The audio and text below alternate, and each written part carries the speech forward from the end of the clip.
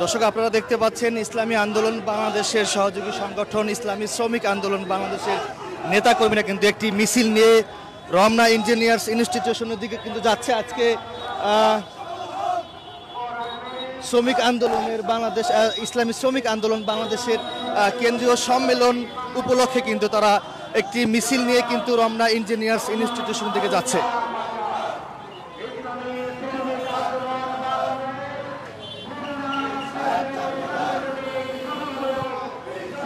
আজকে যতটুকু জানা গেছে ইসলামী শ্রমিক আন্দোলন বাংলাদেশের বিভিন্ন প্রান্ত থেকে বিভিন্ন জেলা থেকে কিন্তু ইসলামী শ্রমিক আন্দোলন বাংলাদেশের সর্বস্তরের নেতাকর্মীরা কিন্তু ইতিমধ্যে খণ্ড খণ্ড মিছিল নিয়ে যেখানে সম্মেলন হবে সেই জায়গায় কিন্তু তারা যাচ্ছে।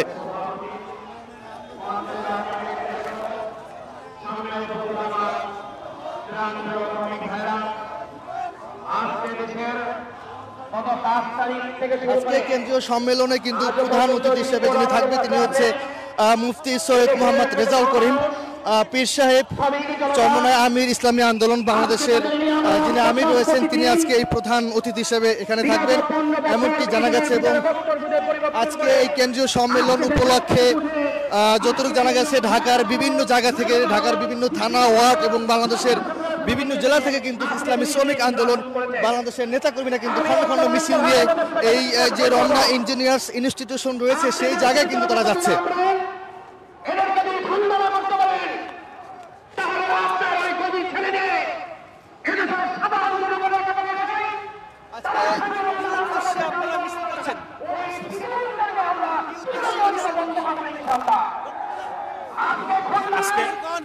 ইসলামী আন্দোলন ইসলামী শ্রমিক আন্দোলন বাংলাদেশ নারায়ণগঞ্জ জেলা আজকে এই সম্মেলনে উপস্থিত।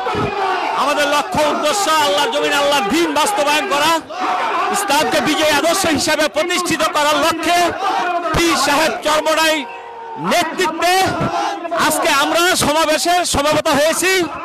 আমরা চাই আল্লাহর জমিনে আল্লাহর দ্বীন প্রতিষ্ঠা হোক, ইসলামকে বিজয়ী আদর্শ হিসেবে আমরা প্রতিষ্ঠা করার জন্য পীর সাহেব চরমনাইর নেতৃত্বে সাহাবায়ে কেরামদের নমুনায় বদর উহুদ খয়বরের যুদ্ধের মতো আন্দোলনের ময়দানে ঝাঁপিয়ে পড়ে জনগণের জানমাল রক্ষা করার জন্য বাংলাদেশে আইন শৃঙ্খলা ইসলামী হুকুমত বাস্তবায়ন করার জন্য আমরা মাঠে ময়দানে এসেছি এবং আগামী নির্বাচনে ইসলামকে বিজয় আদর্শ হিসেবে প্রতিষ্ঠিত করব ইনশাআল্লাহ এবং বিজয় আদর্শ হিসেবে প্রমাণ করে দেব ইনশাআল্লাহ।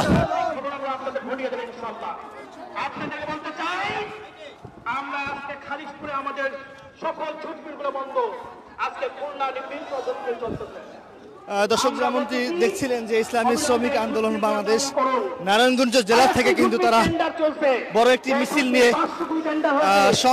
সম্মেলনের দিকে যাচ্ছে। ৬০ কোটি টাকা নিয়ে অন্তর্গত বরাদ্দ দিয়েছে, এই বরাদ্দ আপনার বাতিল করতে হবে। যদি বাতিল না করেন ইসলামী শ্রমিক আন্দোলন বাংলাদেশ আমরা কোনো ঘরে বসে থাকবো না, কারণ ওই বিলের দাম ৫০০ কোটি টাকা, আপনারা বেশি ৬০ কোটি টাকা, কিন্তু আমরা এটা সহ্য করবো না। কারণ